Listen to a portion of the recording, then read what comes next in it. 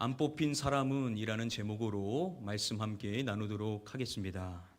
국내 가수 그룹 가운데 갓세븐이라는 그룹이 있습니다. 이들 가운데 뱅뱅이라는 이름으로 활동하는 이 가수는 우리나라 사람이 아니라 태국 출신 사람입니다. 그가 2018년 4월 9일 자신의 고국인 태국으로 가서 무엇인가를 참여한 것이 국내외에 큰 화제를 모았었습니다. 그는 그곳에 가서요, 무엇인가를 뽑는 일을 했었는데요. 그 가수만 그 일을 한 것이 아니라 그곳에 있는 태국 남성들 모두가 이 일을 했었습니다. 이것을 한 다음에 어떠한 사람은요, 너무 기뻐가지고 춤을 출 정도로 기쁨을 표현했었고, 반면 또 어떠한 사람은 너무 슬퍼서 그 자리에 주저앉아서 절규하는 그러한 모습을 보이기도 했었습니다. 과연 이들이 이곳에서 무엇을 했었던 것일까요? 태국은 우리나라와 마찬가지로 징병제를 시행하고 있습니다. 자원 입대자를 받는데 그 자원 입대자가 다 차지 않으면은 어떠한 방법으로 입대를 결정하냐면 이 방법으로 입대를 결정한다라고 합니다. 뭐로 입대를 결정할까요? 제비뽑기를 통해서 입대를 결정한다라고 합니다. 둘 가운데 검은색을 뽑게 되면 면제가 됩니다. 그런데 만일 빨간색을 뽑게 되면요, 징집되어지게 되는 겁니다. 그러니까 빨간색을 뽑으면은 무려 2년 동안 병역의 의무를 이행해야만 하는 것입니다. 자, 그러면 앞서서 보셨었던 주저앉아 절규했었던 이분은 당연히 무슨 색을 뽑았던 것이겠습니까? 빨간색을 뽑았었던 것이겠죠. 이 빨간색을 뽑으면 대부분의 사람들은 이 세상의 슬픔은 다 가진 것과 같은 그러한 절망의 모습을 보일 수밖에 없다라고 소개를 해주었습니다. 태국만 이런 것이 아니라 멕시코도 이 제비뽑기를 통하여서 입대를 결정한다라고 합니다. 저와 여러분들은 이 주일 예배를 통해서 사도행전의 말씀 계속 이어서 살펴보고 있습니다. 120명의 믿는 무리 가운데 베드로가 일어나서 그들에게 이야기를 시작하죠. 그때 그가 누구에 대해서 이야기를 했냐면 가룟 유다에 대한 이야기를 했었습니다. 12사도 가운데 한 명이었었던 가룟 유다가 예수님을 배신하고 스스로 생을 마감함으로써 그 자리가 비게 되어지죠. 이제 이어지는 말씀은 그 12번째 사도의 자리에 과연 누가 뽑히게 되는가, 이 부분에 말씀의 흐름이 이어지게 되는 것입니다. 당시 사도들은 모두 남성들이었었죠. 그렇다면 그 자리에 있었던 남성 중에 한 사람이 그 12번째 사도의 자리에 서게 되게 되는 것입니다. 우리가 살펴봤었던 1장의 말씀에서 그곳에 있었던 사람들의 명단을 공개해 줬었습니다. 일부분이었지만 먼저 11명의 사도가 누구였는지를 이야기해 주었고, 그리고 이어서 여자들과 예수의 어머니 마리아가 있었다라고 말함으로써 여성들도 있었음을 이야기해 줍니다.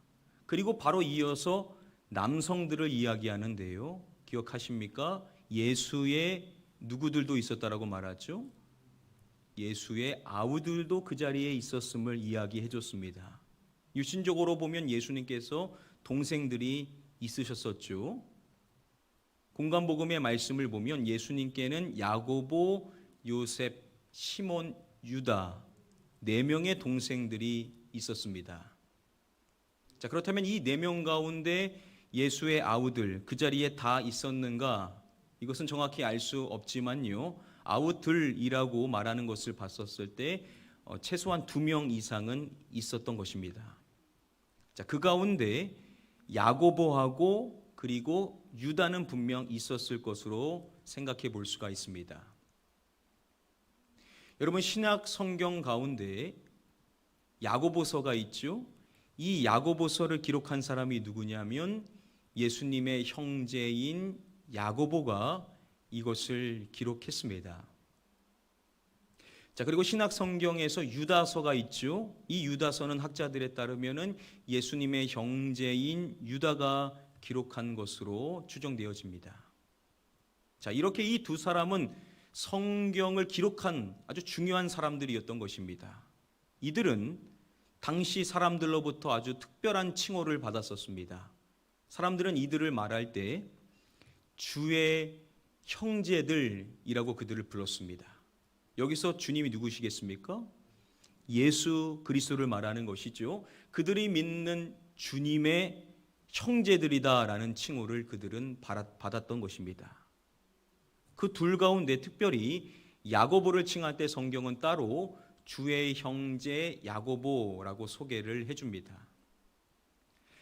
나중 사도행전의 말씀을 보시면은요, 사도행전 15장에 가서 보시면은 야고보가 아주 중요한 역할을 합니다. 이 야고보는 바로 예수님의 형제인 야고보를 이야기합니다. 나중 바울이요, 교회에 기둥가도 같은 지도자들을 이야기할 때 베드로와 요한을 말하기 전에 먼저 예수님의 형제인 야고보를 이야기할 정도입니다. 자, 그만큼 이 야고보는 교회에서 아주 중요한 인물로 여겨졌었다라는 것입니다. 자, 그렇다면 12번째 사도로 누가 뽑힐 것인가? 14절 말씀에서 예수의 아우들을 이야기했으니까 유다는 모르지만 야고보는 그 후보로 뽑히지 않았었을까라고 유추에는 그러한 흐름이 생길 수가 있을 것이라는 것이죠. 자, 그런데 말씀을 보면 야고보는 후보에 들지를 못합니다. 자, 왜 그랬던 것인가? 베드로가 앞서서 이야기를 할 때 12번째 사도에 대하여 이야기하기를 이러한 이야기를 해줍니다. 우리 함께 다음의 말씀을 한 목소리로 읽어보도록 하겠습니다. 이러함으로 요한의 세례로부터 우리 가운데서 올려져 가신 날까지 주 예수께서 우리 가운데 출입하실 때에, 예수님에 대하여서 이야기를 할 때 요한의 세례로부터 올려져 가신 날까지 기간을 이야기합니다. 단적으로 말하면 이 기간은 예수님의 공생의 기간을 말한다라고 볼 수가 있습니다. 그리고 이어서 말하기를 항상 우리와 함께 다니던 사람 중에 하나를 세워라고 이야기를 해줍니다. 즉 예수님의 공생의 기간 가운데 예수님과 또한 자신들과 함께 했었던 사람이 뽑혀져야 한다라는 것입니다. 이러한 기준은 그냥 본인들이 만든 것이 아니죠. 마가복음의 말씀을 보면 예수님께서 12사도를 세우셨음을 말하고 바로 이어서 말하기를 이는 자기와 함께 있게 하시고 라고 이야기를 함으로써 12사도는 무엇보다도 예수님과 늘 함께하는 자로 세움을 받았음을 확인해 볼 수가 있습니다.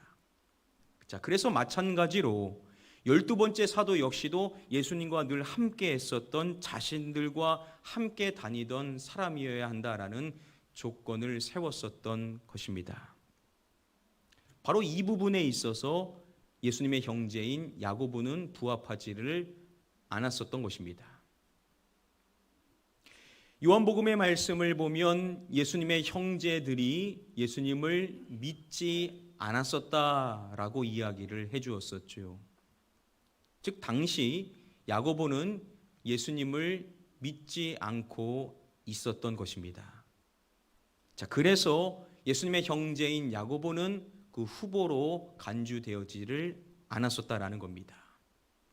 자, 그러면 그곳에 있었던 많은 사람들의 관심은 그렇다면 과연 어떠한 사람이 12번째 사도로 뽑히게 될 것인가에 모두의 관심이 쏠리게 되었었을 것입니다. 오늘 본문 마지막에 보시면은 어떻게 그 한 사람을 선출했는지를 이야기할 때 무엇을 뽑아라고 말씀해 줍니까? 제비를 뽑았다라고 이야기를 하죠.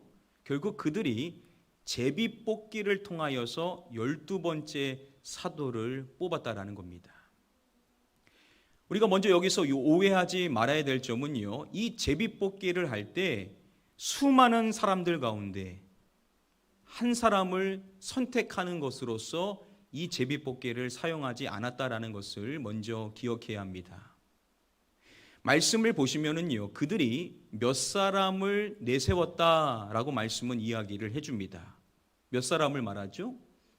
2사람을 내세웠음을 이야기함으로써 그들이 먼저 2사람을 선정했다라는 것을 밝혀주는 겁니다. 자, 그러면은 앞서서 베드로가 말했었던 그 조건에 맞는 사람이 단 2사람밖에 없었는가? 학자들은 그 2사람 외에도 조건이 되는 다른 사람들이 더 있었을 것이다라고 추정을 합니다. 누가복음 10장의 말씀에 보시면은요, 예수님께서 한 번은 각 동네와 각 지역으로 둘씩 짝을 지어서 전도자로 자신의 사람들을 보냈었습니다. 그때 몇 명의 사람들이었는지를 이야기하기를 70인이었다라고 이야기를 합니다. 당시 예수님의 제자들 가운데 전도자로 보냄을 받은 70명의 제자들이 있었다라는 것입니다. 3세기 로마 역사학자였었던 요세비우스에 따르면은요, 그때 세움받았었던 이 2사람은 바로 예수님으로부터 보냄받았었던 70인의 전도자 가운데 한 사람이었을 것이다라고 설명을 해줍니다. 자, 그러면 그 70명이 다 그 조건이 됐는가? 그렇지 않다라고 말할 수 있을 것이지만 중요한 사실은 무엇이냐? 많은 사람들이 있었는데 그 가운데 신중하게 먼저 2사람을 후보로 좁혔다라는 것이죠.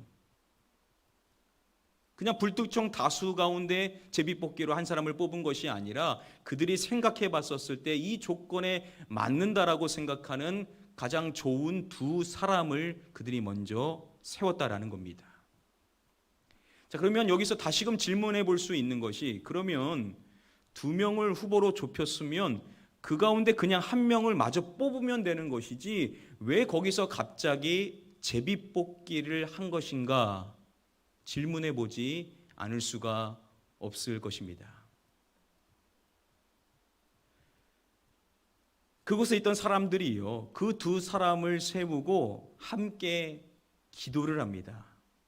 그때 그들이 무슨 기도를 했는지 오늘 본문 말씀에 밝혀주는데요, 우리 함께 다음에 본문의 말씀 한 목소리로 읽어보도록 하겠습니다. 그들이 기도하여 이르되 뭇 사람의 마음을 아시는 주여, 이 2사람 중에 누가 주님께 택하신 바 되어. 자, 그들이 기도하여 말할 때 주여라고 부르죠. 자, 여기서 말하는 이 주님은 짧게 생각해 보면 성부 하나님일 것이다 라고 생각해 볼 수 있지만요, 여기서 이 주라고 번역이 된 퀴리오스라는 단어가 앞서서 2차례 쓰였었습니다. 그 2번 다 누구를 칭할 때 쓰였냐면 그들이 예수님을 칭할 때 이 퀴리오스라는 단어가 쓰였습니다. 사도행전의 말씀에요, 이 퀴리오스라는 단어가 총 104회 사용되어졌는데요, 그 가운데 예수님을 가리키는 경우가 87회로서 많은 경우가 예수님을 칭할 때 퀴리오스라는 단어가 쓰였습니다. 이견은 있지만 많은 학자들이 여기서 그들이 기도했었던 그분은 누구냐면 예수님이올 것이다 라고 설명을 합니다. 이것을 단적으로 알 수 있는 것이요, 결국 그들이 기도하는 내용은 무엇이냐면 주님께서 택하신 사람이 누구냐라고 그들이 묻는 것이었습니다.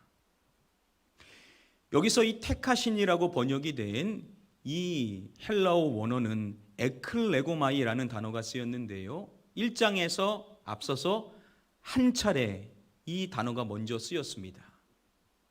2절의 말씀을 쉬운 말 성경으로 보시면은 예수께서 친히 택하신, 여기서 이 택하신이라는 단어가 동일한 에클레고마이라는 단어가 쓰였습니다. 예수님께서 누구를 에클레고마이라고 했냐라고 말하냐면 사도들을 택하셨다라고 기록을 해주고 있습니다. 여러분, 복음서의 말씀에서 많은 사람들이 있었는데 그 가운데 12를 에클레고마이 하셨었던 분이 누구시다라고 성경은 이야기해 줍니까? 예수님께서 그렇게 하셨다라고 이야기를 하죠. 12사도를 택하는 것은 누가 하신 것이냐면 예수님께서 하셨던 일이라는 것입니다. 사도행전의 말씀도 똑같이 그것을 이야기하고 지금 주님께서 택하신 사람이 누구인지를 묻고 있다라는 겁니다. 자, 그래서 학자들은 설명하기를요, 12번째 사도가 임명되는 것은 독특한 상황이었고 결국 예수님 자신께서 선택하실 일이었다. 신약의 나머지 내용에서 장로들과 집사들과 기타 교회 지도자들은 사도에 의해서든 교회 안에 다른 사람들에 의해서든 사람들의 선택에 따라 선택된다라고 설명을 해줍니다. 여러분, 만약에 이 제비뽑기가 이후에도 계속 쓰여졌다라고 한다면 계속 제비뽑기에 대한 내용이 나와야 될 텐데 성경 이후의 내용을 보면 제비뽑기에 대한 내용은 단 한 차례도 나오지를 않습니다. 이후에는요, 다 결국은 최종 선택 역시도 사람이 선택을 하더라는 겁니다. 자, 그런데 12번째 사도를 임명하는 것은 특별한 상황이라는 겁니다. 이 최종 선택은 사람이 할 것이 아니라 누가 하실 일이라는 겁니까? 예수님께서 직접 하실 일이라는 것이죠. 자신들 역시도 예수님께서 택하셨던 것처럼 12번째 사도 역시도 예수님께서 하셔야만 된다라는 겁니다. 자, 그래서 그들이 도입한 방식이 무엇이었던 것입니까? 제비뽑기를 거기서 그들이 했었던 겁니다. 구약의 말씀에 제비를 뽑는 것은 사람이 하지만 그것을 작정하시는 것은 여호와다라는 말씀에 의거하여서 그들이 자신이 직접 뽑지 않고 제비뽑기를 통하여서 예수님께서 선택하실 수 있도록 그들이 했다라는 것이죠. 이러한 특수한 상황에 대한 이해를 바르게 해야만 제비뽑기에 대한 오해를 하지 않을 수가 있는 것입니다. 자, 그렇게 해서 그들이 2명을 세웠던 것인데 그 가운데 마띠아라는 사람이 있었고 그리고 요셉이라는 사람이 있었습니다. 여러분, 이 두 사람 가운데 결국 누가 뽑히게 됩니까? 마띠아가 뽑히게 되죠. 그러면 우리 생각에는 와, 마띠아는 정말 좋았겠다라고 생각하죠. 그리고 반대로 안 뽑힌 요셉은 얼마나 괴로웠을까 생각을 하게 될 것입니다. 그렇겠죠? 우리가 이 안 뽑힌 요셉이라고 생각해 보십시오. 얼마나 마음이 어려울 것인가 라는 생각을 해볼 수가 있을 것입니다. 근데 정말 그런가? 우리가 이 부분에 대해서 오해하지 않으려면 12사도가 된다라는 것이 무엇을 의미하는지에 대한 이해를 바르게 해야 합니다. 물론 12사도로 선택된다는 것은 엄청난 영광이지요. 그러나 현실적으로 생각해 보자라는 겁니다. 에크하르트 슈나벨이라는 교수는요, 이 부분과 관련하여서 이러한 이야기를 해줍니다. 예수님은 불과 몇 주 전에 죽임을 당하셨다. 그러므로 예루살렘과 그 밖의 지역에서 예수님의 증인으로 사명을 수행하며 살아야 할 12사도는 예수님과 같은 운명에 처할 가능성이 충분히 있었다라고 이야기를 합니다. 여러분, 당시 사람들에게 있어서 그 12번째 사도가 된다라는 것은 무엇을 의미하냐면 예수님이 걸어가셨던 그 길을 동일하게 걸어가는 길로 여겨졌다라는 겁니다. 즉 예수님께서 십자가 처형과 그 고난을 받으셨던 것처럼 이 12번째 사도가 되면 똑같은 길을 걸어갈 가능성이 높다라는 것을 그들 모두가 다 인지하고 있었다라는 겁니다. 실제로 사도행전 12장에 가서 보시면은 사도 중에 한 명이었었던 요셉의 형제인 야고보가 칼로 죽임을 당하는 순교의 사건이 발생하게 됩니다. 나머지 사도에 대해서는 성경이 밝혀주지 않지만 전승에 따르면은 그들 모두가 순교자의 삶을 살았었고 실질적으로 11명이 순교했음을 말합니다. 12번째 사도로 뽑혔었던 마띠아 역시도 돌에 맞아 순교한 것으로 알려져 있습니다. 여러분, 이것은 사도의 길을 걸어가는 삶의 단적인 모습을 보여주는 것입니다. 결국 사도로 뽑히게 된다라는 것은 어떠한 인생의 삶을 걸어가야 된다는 것을 의미하는 것이냐면 희생의 삶을 살아가야 된다는 것을 의미하는 것이었다라는 겁니다. 내가 이 자리에 서게 되면요, 이전의 삶과는 다른 늘 희생하며 살아가는 삶을 살아가는 자로 세워지게 된다는 것입니다. 여러분, 이것이 꼭 사도에게만 해당되는 일이겠습니까? 오늘날 교회 안에서도 리더의 자리에 오르게 되는 것 역시도 마찬가지라고 생각해 볼 수가 있을 것입니다. 우리 교회 한 성도님이 예전에 교회에서 일을 하시다가 그만 다치셔서 병원에 가시게 되셨던 적이 있습니다. 근데 그분이 그때 무슨 생각을 했냐면 이 일을 내가 해서 너무나 다행이다 라는 생각을 하셨습니다. 그 자리에 다른 집사님이 계셨었는데 그분이 그것을 만약에 했다라고 한다면 어떻게 됐을까? 그분이 하지 않고 내가 해서 천만 다행이다라는 생각을 하셨다라는 겁니다. 만약에 그분이 하셨다가 그분이 다쳐버리게 되면 교회 일 하다가 다쳤다라고 실족할 수 있고 그 가족이 교회 일 하다가 다쳤다라는 이유로 교회 일을 멀리 할 수도 있을 것이라는 염려가 들어서 그분이 하지 않아서 그분이 다치지 않고 내가 해서 내가 다쳐서 천만 다행이다라는 생각을 했다라는 것입니다. 여러분, 이게 무슨 생각입니까? 다른 사람은 희생하지 않아도 되는데 나는 희생해야 된다는 것이죠. 다른 사람은 그런 희생의 자리에 서지 않아도 되지만 나는 그 희생의 자리에 서야 된다라는 생각을 갖고 있는 것입니다. 여러분, 이것이 바로 리더의 자리에 오르는 사람이 가져야 될 마음가짐 아니겠습니까? 여러분, 리더의 자리에 오르는 것은요, 내가 너무 힘들어도 다른 사람은 나 힘들다라고 희생하지 않아도 교회 리더로 서는 사람은 희생을 할 수밖에 없습니다. 그래서 내가 가진 것 아무것도 없어도 그 모든 것을 모아가지고 희생할 수 있어야 하는 것이 교회에서의 리더의 자리라는 겁니다. 여러분, 그런 자리에 오르고 싶습니까? 여러분, 그런 자리에 올랐었던 마띠아가 마냥 웃을 수가 있었을까요? 자, 그리고 그곳에 있었던 그들이 12번째 사도가 되면 무슨 일을 해야 되는지에 대해서 다음과 같은 이야기를 했었습니다. 우리 다음에 본문의 말씀 함께 한 목소리로 읽어보도록 하겠습니다. 봉사와 및 사도의 직무를 대신할 자인지를 보시옵소서. 유다는 이 직무를 버리고 제 곳으로 갔나이다 하고. 자, 사도의 직무에 대하여서 우리가 지난 시간에 살펴봤었습니다. 자, 그런데 중요한 점은 사도의 직무를 말하기 전에 먼저 이것을 이야기한다라는 겁니다. 가장 먼저 뭘 말하죠? 봉사를 가장 먼저 말합니다. 이 봉사라는 단어, 디아코니아라는 단어가 쓰였습니다.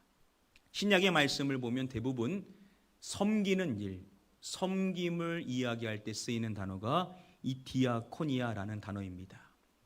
그래서 사도의 일로서 봉사를 말할 때 학자들은 예수님께서 하셨던 다음의 말씀을 인용합니다. 인자가 온 것은 섬김을 받으려 함이 아니라 도리어 섬기려 하고. 예수님을 섬김을 받으려고 한 것이 아니라 섬기려 오셨다라는 겁니다. 사도들도 마찬가지라는 것이죠. 그 자리에 서게 되면 사람들로부터 섬김을 받는 것이 아니라 이 자리에 서게 되면 그때부터 그는 무조건 다른 사람들을 섬겨야 되는 사람이 되게 된다라는 것입니다. 이것 역시도 마찬가지죠. 교회에서 어떠한 자리에 서게 된다라는 것 역시도 동일하게 섬김의 자리에 서게 되는 것을 의미하는 것입니다. 한 성도님이 자신의 순 식구를 너무나도 극진히 섬기면서 많은 사랑을 베풀어 줬었습니다. 그런데 한 분이요, 어느 날 자신이 하지도 않은 말을 했다라고 사람들에게 이야기를 하고 다니는 겁니다. 내가 정말로 그분을 극진히 섬겼는데 그분이 어떠한 이유인지 모르겠지만 자신에 대하여서 험담을 하고 다니더라는 겁니다. 자, 여러분들이 그러한 입장에 서게 된다면 어떻게 반응하시겠습니까? 나도 사람인지라 어떻게 그럴 수 있냐라고, 도대체 어떠한 이유로 그렇게 하신 것이라고 묻지 않겠습니까? 자, 그런데 그분은 그렇게 하지를 않습니다.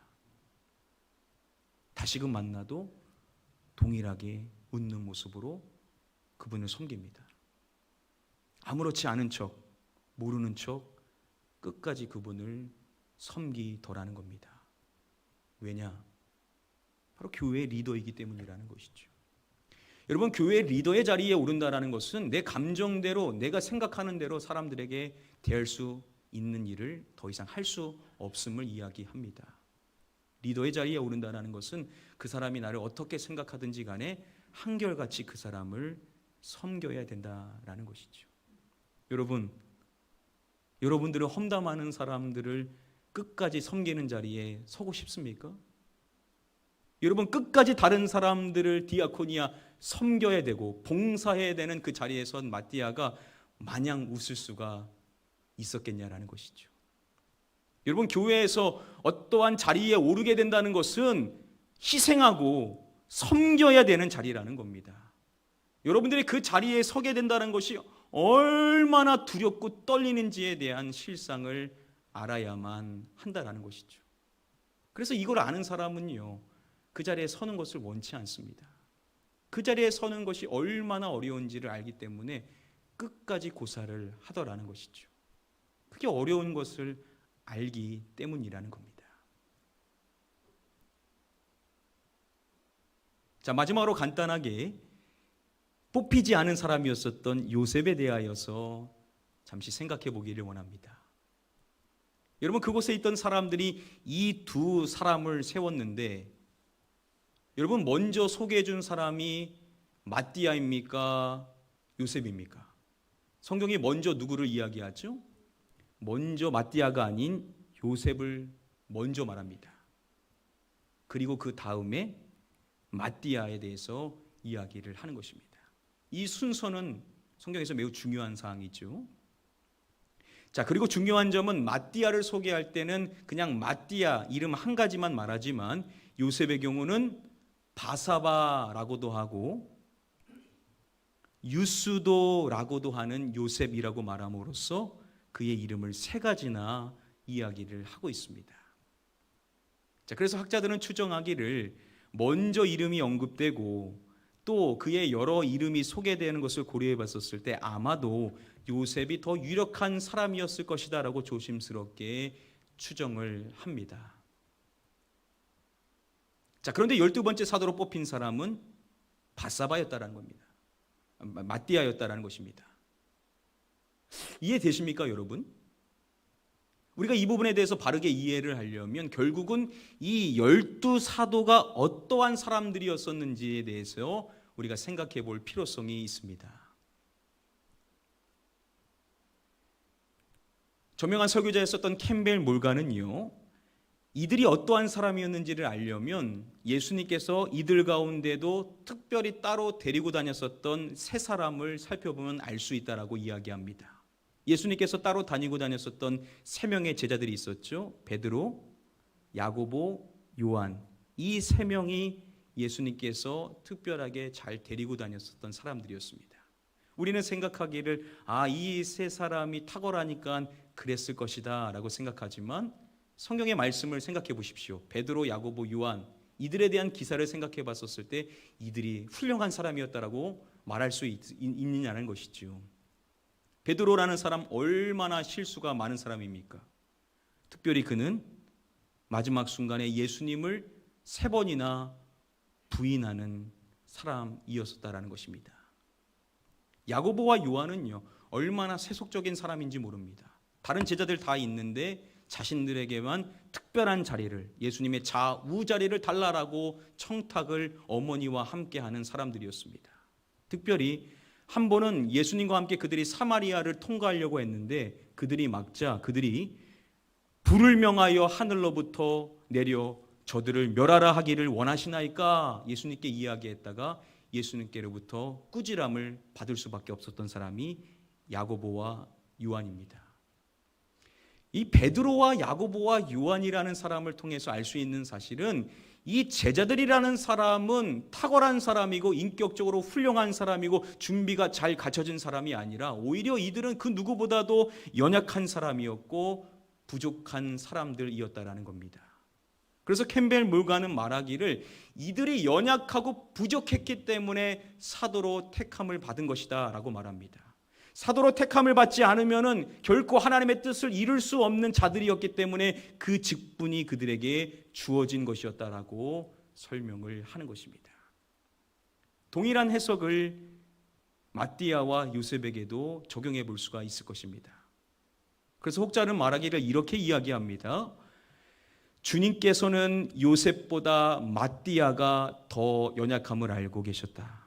요셉은 사도란 직함이 없이 평신도로서도 사도답게 살아갈 굳건한 중심이 있었지만 마띠아는 제비에서 탈락되는 것을 받아들이기 너무나도 연약한 심성임을 아시는 주님께서 마띠아를 택해 주신 것이다 라고 해석을 하기도 합니다. 그러니까 마띠아라는 사람이 더 훌륭한 사람이어서 뽑힌 것이 아니라 오히려 그가 더 연약한 사람이었기 때문에 심성이 더 약한 사람이었기 때문에 주님이 그를 택하셨을 것이라는 거죠. 반대로 요셉이라는 사람이 부족해서 뽑히지 않은 것이 아니라 오히려 그는 그것이 없어도 사도다운 삶을 살아갈 수 있는 굳건한 자였기 때문에 요셉이 택함을 받지 않은 것일 수 있다라고 이야기를 하는 것입니다. 저는 개인적으로 이러한 해석이 공감이 많이 됩니다. 제 삶을 생각해 봤었을 때 제가 만약에 목회자가 되지 않았다라고 한다면 어떻게 신앙생활을 했었을까 한 번쯤 생각해 본 적이 있습니다. 주님께서는 그렇게 목회하고 싶지 않았었던 저였지만 제가 목회자가 되지 않으면은 어떠한 삶을 살지를 너무나도 잘 아셨기 때문에 결국 저를 이 자리에 세우신 것이다라고 저는 늘 생각을 합니다. 여러분들도 마찬가지라는 겁니다. 누군가는 어떠한 자리에 서고 누군가는 어떠한 자리에 서지 않는데 선 사람이 더 탁월하고 서지 않은 사람이 덜 탁월한 것인가? 그렇지 않을 수 있다라는 것이죠. 세움을 받든 세움을 받지 않든 중요한 사실은 무엇이냐? 결국 주님께서 그 두 사람을 통하여서 보시기 원하시는 삶이 무엇이냐는 것이죠. 택함을 받은 사람도 주님이 원하시는 희생과 섬김을 삶을 살아가야 되는 것이고 택함을 받지 못한 사람도 그 택함을 받지 못했음에도 불구하고 여전히 섬김과 희생의 삶을 살아갈 수 있는 사람으로 주님은 인정해 주실 것이라는 겁니다. 이제 말씀을 맺도록 하겠습니다. 전라북도 김제에 금산교회라는 기역자 교회가 오래전에 있었고 지금 이 금산교회가 있습니다. 이 금산교회와 관련하여서 유명한 일화가 있는데요. 경상남도 남해에 이자익이라는 아주 가난한 사람이 있었습니다. 살아갈 방법이 없었던 그는 떠돌이 생활을 했었는데요. 그가 어디를 가게 되냐면 당시 부자들이 많이 살고 있다라고 있는 전북 김제의 금산리에 들어가게 됩니다. 그리고 누구에게 들부터 살까 고민하다가 그가 누구의 집에 들어가냐면 당시 머슴들에게 쌀밥을 주는 마음씨가 아주 좋은 사람으로 알려져 있는 조덕삼이라는 사람의 집에 들어가게 됩니다. 그리고 이자익은 거기서 조덕삼의 집에서 마부로 일을 시작하게 됩니다. 시간이 흘러 어느 날 선교사가 그 지역을 방문해서 복음을 전했는데 조덕삼이 그 복음을 받아들여서 예수님을 믿었고 또한 나중 이자익 역시도 예수님을 믿게 됩니다. 그리고 조덕삼이 자신의 집에서 교회를 시작하게 됩니다. 그러니까 조덕삼이 교회의 설립자인 것이죠. 그리고 시간이 흘러서 교회가 부흥하여 영수 가운데 장로 한 사람을 뽑는 선거를 실시하게 됩니다. 그때 후보가 2명이었는데요. 바로 조덕삼, 이자익, 이 2명이 후보였었습니다. 여러분, 그러면 당연히 상식적으로 주인이고 또 교회를 설립한 조덕삼이 당선되는 것이 마땅하지 않겠습니까? 자, 그런데 투표 결과 주인인 조덕삼이 떨어지고 머슴인 이자익이 당선되고 됩니다. 교회가 난리가 났습니다.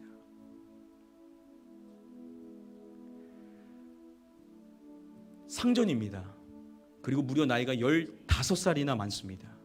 그런데 그러한 조덕삼이 낙방한 것입니다. 특히요, 이것은 풍습적으로 전혀 받아들일 수 없는 일이 일어나게 된 것이죠. 그러니까 사람들이 이거 뒤집어야 된다라는 생각을 갖고 있었을 것이라는 겁니다. 당시 금산교회에는 목회자가 없었기 때문에 장로가 된 사람이 말씀을 전해야 했었습니다. 그러면 머슴이 말씀을 전하고 상전이 말씀을 들어야 되는 말도 안 되는 상황이 발생하게 되는 것이었습니다. 그러니까 그곳에 있던 온 성도들이 수군수군 되는 것이죠. 야, 이거 어떻게 하냐, 야, 이거 어떻게 하냐라고 모두가 이야기를 하는 것입니다. 그때 이 조덕삼이라는 분이 교회 성도들에게 이러한 이야기를 합니다. 이 결정은 하나님께서 내리신 결정입니다. 우리 금산교회 교인들은 참으로 훌륭한 일을 해냈습니다. 저희 집에서 일하고 있는 이자익 영수는 저보다 신앙의 열의가 대단합니다. 저는 교회의 결정에 순종하고 이자익 장로님을 받들어서 열심히 교회를 섬기겠습니다 라고 이야기를 했다는 것입니다. 이후에 이야기가 더 이어지게 되는데요, 시간 관계상 여기까지만 말씀을 드리겠습니다. 물론 이 이자익이라는 분도 매우 훌륭한 분이십니다. 나중 목회자가 되시죠. 자, 그런데 그때 그 장로 선거에서 낙방했었던 이 조덕삼이라는 분이야말로 더 훌륭한 사람이 아니겠습니까? 여러분, 중요한 것은 어떠한 자리에 서느냐, 어떠한 자리에 서지 않느냐가 아니라는 겁니다. 내가 그 자리에 섰다라고 내가 더 훌륭한 사람이고 서지 못했다라고 해서 덜 훌륭한 사람은 아니라는 겁니다. 중요한 것은 무엇이냐? 어떠한 결정이든지 우리는 주어진 자리에서 주님이 원하시는 희생과 섬김의 삶을 살아가는 것이 중요한 줄 믿습니다. 우리 가나안 교회도 이러한 교회가 되어야만 될 줄 믿습니다. 인간적인 교회는요, 이러한 선출이 있은 후에 실족하고 상처받고 그리고 교회 안에 분란이 일어나는 경우들이 있습니다. 여러분, 그게 교회입니까? 여러분, 어떻게 그게 교회일 수가 있겠냐라는 것이죠. 교회는 내가 그 자리에 있든지 간에 그 자리에 서지 못하든지 간에 그런 거에 연연하지 않고 내가 어떤 자리에 있든지 간에 주님이 원하시는 섬김의 삶과 희생의 삶을 살아가는 것이 참된 교회의 모습인 줄 믿습니다. 우리 가나안교회 모든 성도님들은 그렇게 어떠한 자리에 서든지 간에 주어진 자리에서 주님이 원하시는 희생의 삶과 섬김의 삶을 끝까지 살아가셔서 우리 주님을 다시 뵙는 그날에 우리 주님께로부터 착하고 충성된 종이라고 우리 칭찬을 얻으실 수 있는 저와 여러분들이 되시기를 주님의 이름으로 간절히 축복하며 축원드립니다. 이제 말씀을 맺겠습니다. 우리 찬양하실 때 우리 섬김이라는 찬양이 있습니다. 우리 강찬 목사님이 부르셨었던 이 섬김이라는 찬양, 하늘의 영광을 다 버리고 낮은 이곳에 내려오신 주, 죽기까지 나를 사랑하신 그 사랑 얼마나 큰지 우리가 높아지면 그가 낮추시리, 우리가 낮아지면 그가 높이시리. 하나님이 원하시는 세상으로 나 자신을 낮추는 섬김으로 우리가 어떠한 모습으로 우리의 삶을 살아가야 되는지를 잘 표현한 찬양입니다. 우리 함께 이 시간 이 찬양으로 함께 고백해 보도록 하겠습니다. 하늘의 영광을 다 버리고 낮은 이곳에 내려오신 주, 죽기까지 나를 사랑하신 그 사랑 얼마나 큰지, 우리가 높아지면 그가 낮추시리, 우리가 낮아지면 그가 높이시리. 하나님이 원하시는 세상으로 나 자신을 낮추는 섬김으로 내 발을 닦아주사 먼저 섬기시고 서로 사랑하라고 말씀하시었네. 하나님이 원하시는 세상으로 나 자신을 드리는 섬김의 모습이 되기를. 우리 처음부터 다시 한번 찬양하겠습니다. 하늘의 영광을 다 버리고 낮은 이곳에 내려오신 주, 죽기까지 나를 사랑하신 그 사랑 얼마나 큰지, 우리가 높아지면 그가 낮추시리, 우리가 낮아지면 그가 높이시리. 하나님이 원하시는 세상으로 나 자신을 낮추는 섬김으로 내 발을 닦아주사 먼저 섬기시고 서로 사랑하라고 말씀하시었네.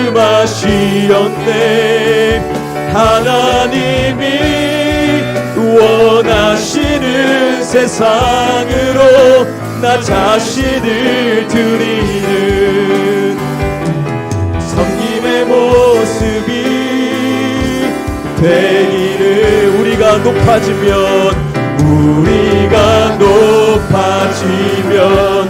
그가 낮추시리, 우리가 낮아지면 그가 높이시리. 하나님이 원하시는 세상으로 나 자신을 낮추는 섬김으로 내 발을 닦아주사 먼저 섬기시고 서로 사랑하라고 말씀하시었네. 하나님이 원하시는 세상으로 나 자신을 드리는 섬김의 모습이. 우리 목소리 높여서 찬양합니다. 우리가 높아지면 그가 낮추시리, 우리가 낮아지면 그가 높이시리. 하나님이 원하시는 세상 자신을 낮추는 섬김으로 내 발을 닦아주사 먼저 섬기시고 서로 살아가라고 말씀하시었네. 하나님이 원하시는 세상으로 나 자신을 드리는 섬김의 모습이, 우리 두 손 들고 마지막으로 함께 고백하겠습니다. 우리가 높아지면 그가 낮추시니, 우리가 낮아지면 그가 높이시니, 하나님이 원하시는 세상으로 나 자신을 낮추는 섬김으로 내 발을 닦아주사 먼저 섬기시고 서로 살아가라고 말씀하시었네. 하나님이 원하시는 세상으로 나 자신을 드리는 섬김의 모습이 되기를. 우리 시간에 같이 잠시 기도하도록 하겠습니다. 주여, 그렇습니다.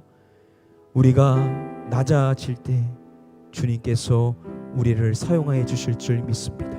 주여, 낮아진다라는 것은 주님이 그러하셨던 것처럼 섬김을 받으려고 하는 것이 아니라 도리어 섬기며 내 생명을 내어주는 희생의 삶을 살아가는 것인 줄 믿사오나니, 주여, 내가 어떠한 자리에 있든지 간에 끝까지 주님을 따라 섬김의 삶, 희생의 삶을 살아갈 수 있는 이 십자가의 길을 걸어갈 수 있는 자가 되게 하여 주시옵소서. 우리 함께 사모하는 마음으로 우리의 삶과 신앙을 위해서 합심하여 기도하도록 하겠습니다. 기도합니다. 아버지 하나님, 그렇습니다.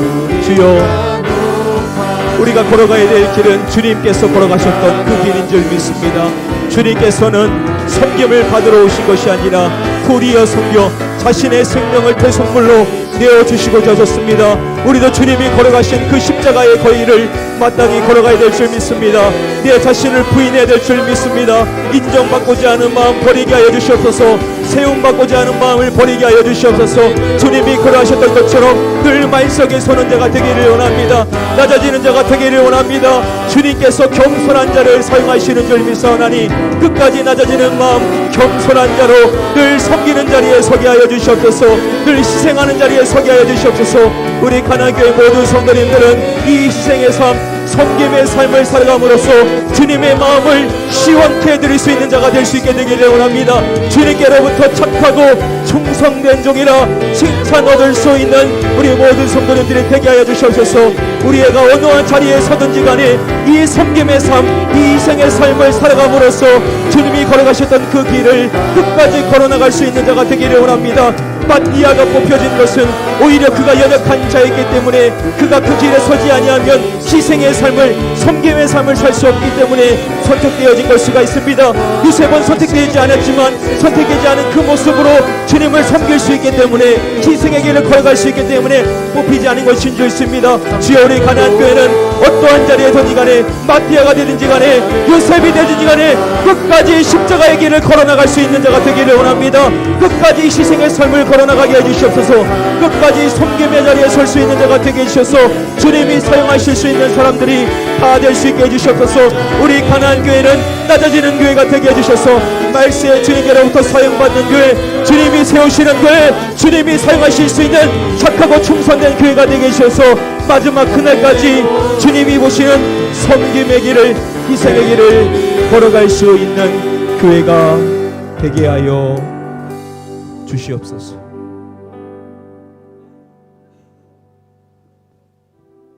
아버지 하나님, 우리가 마띠아가 될 수도 있고 요셉이 될 수도 있습니다. 그러나 기억해야 될 중요한 사실은 어느 자리에 서든지 간에 우리가 걸어가야 될 길은 주님이 걸어가셨던 그 십자가의 길, 희생과 섬김의 삶을 살아가는 자가 마땅히 다 되어야만 될 줄 믿습니다. 마띠아의 자리에 선다라고 해서 절대 교만할 수가 없습니다. 그 자리가 얼마나 위험하고 어려운 자리인지, 그 자리가 얼마나 많은 희생과 섬김으로 잘하고도 욕을 먹고 잘하고도 많은 사람들로부터 많은 이야기를 들을 수밖에 없는 너무나도 위험한 자리이기에 절대 교만할 수 없고 절대 자고해질 수 없는 자리임을 기억하게 하여 주시옵소서. 요셉의 자리에 선다라고 해서 우리가 오해하지 말아야 될 것은 오히려 마띠아가 더 연약하였기에 그 자리에 서야만 주님이 원하시는 희생의 삶과 섬김의 삶을 갈 수 있었기에 요셉은 그 자리에 서지 않아도 동일한 그 길을 걸어갈 수 있는 자였기에 뽑히지 않은 것이라는 것을 생각해 볼 때 우리가 요셉의 자리에 서게 된다라고 해서 절대 낙심하지 않고 우리는 끝까지 주어진 자리에서 주님이 걸어가신 섬김과 희생의 삶을 계속해서 살아가야만 될 줄 믿습니다. 우리 가나안 교회는 인간적인 교회가 되지 않게 해주시옵시고 어떠한 자리에 서든지 간에 주님이 원하시는 그 걸음을 끝까지 걸어나갈 수 있는 마띠아가 되나 요셉이 되나 마지막 그날까지 주님이 원하시는 희생의 삶과 섬김의 삶을 살아감으로써 장차 주님께로부터 착하고 충성된 종이라고 칭찬만을 받을 수 있는 우리 가나안교회 모든 성도님들이 다 되게 하여 주시옵소서. 믿고 감사드리오며 우리의 구원자가 되시는 예수 그리스도의 이름으로 기도드립니다. 아멘.